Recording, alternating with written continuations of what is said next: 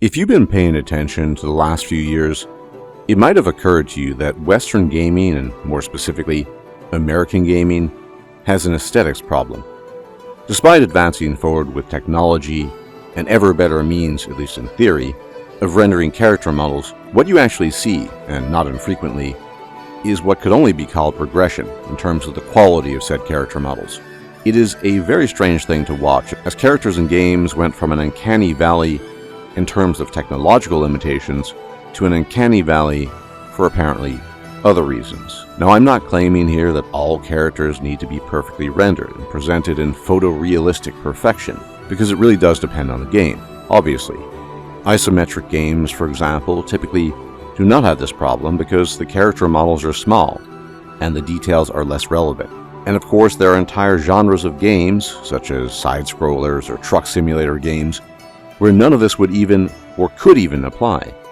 No, when I'm talking about an aesthetics problem, I'm specifically talking about large-scale RPGs, whether action or otherwise. To give you some visual cues as to what I mean, let me introduce you to the concept of what I've come to call the zombie eye stare. The zombie eye stare is an increasingly ubiquitous phenomenon in AAA games made by studios with, in theory, good pedigrees and astonishingly good access to huge pots of money, where the eyes, and more specifically the eye area, just looks off.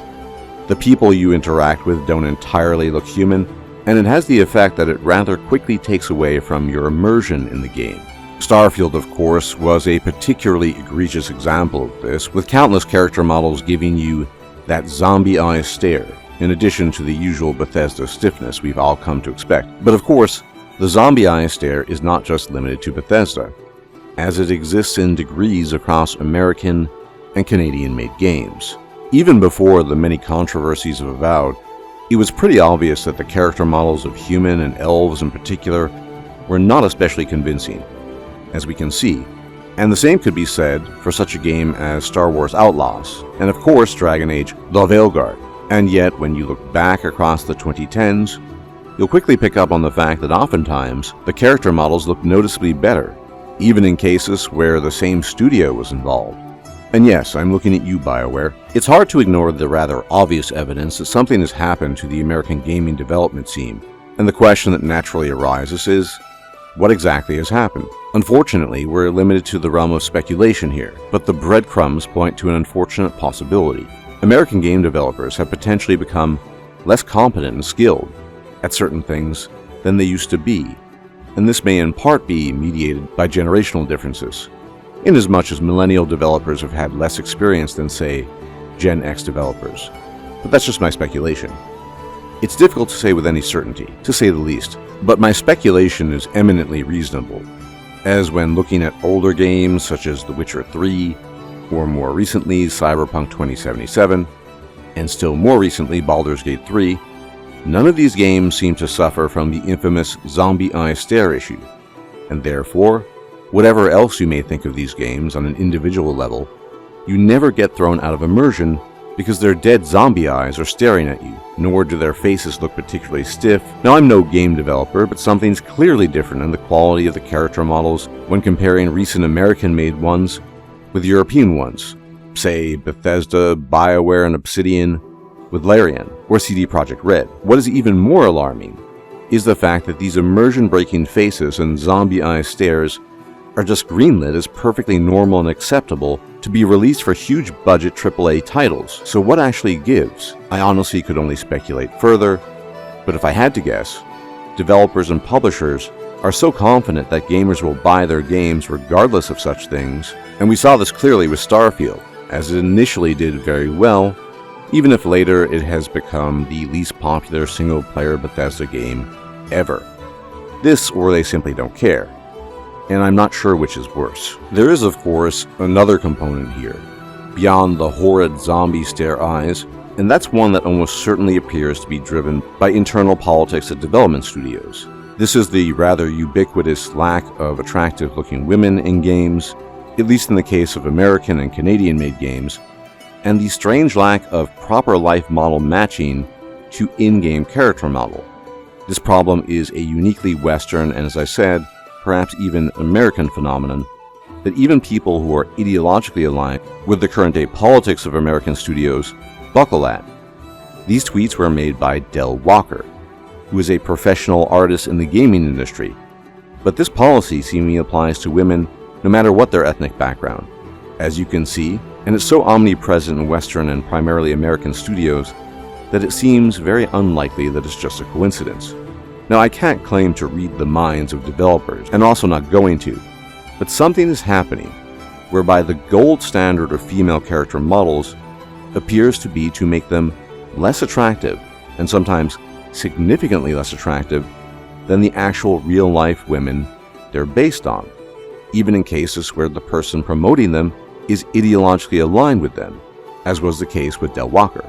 This, coupled with the increasingly frequent zombie stare eyes, leads to characters that are just plain unpleasant to look at, and who severely detract from the immersion and enjoyment of the game. Unless you think it's only males who think this, think again, as you'd be very wrong with that assumption. Gamers from all walks of life, whether male or female, enjoy both faces that do not look eerily similar to those of zombies, and women that are pleasant looking.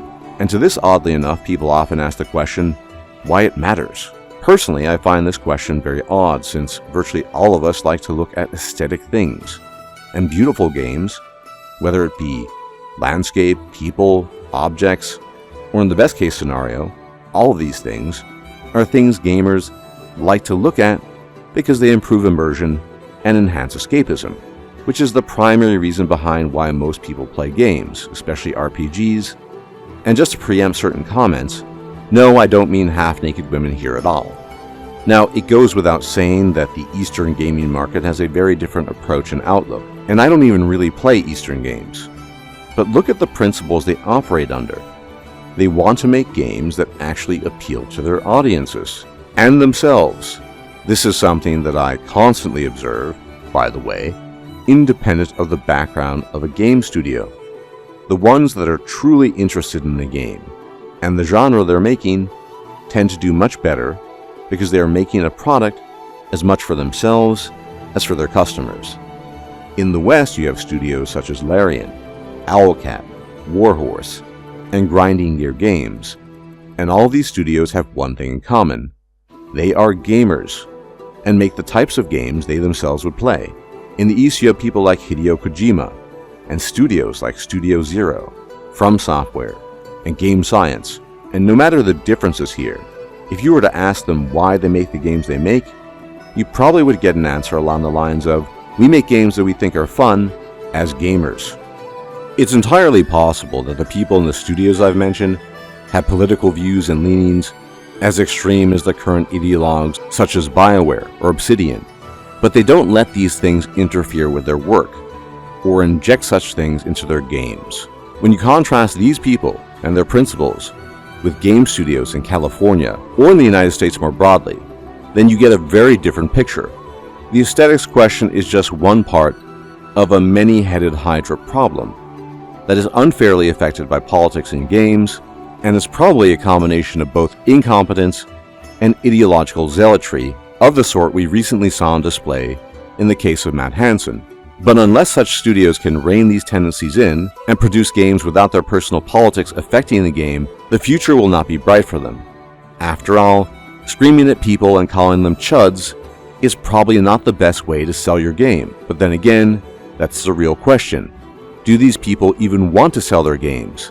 Or are they interested in doing something else entirely? As the old saying goes, it applies here too. By their deeds you shall know them. But in any event, as always, thank you for tuning in. And if you like my videos and my takes, you can leave a like, comment, share, and subscribe. It's much appreciated as it helps out the channel. And I'll check you out next time. Take care.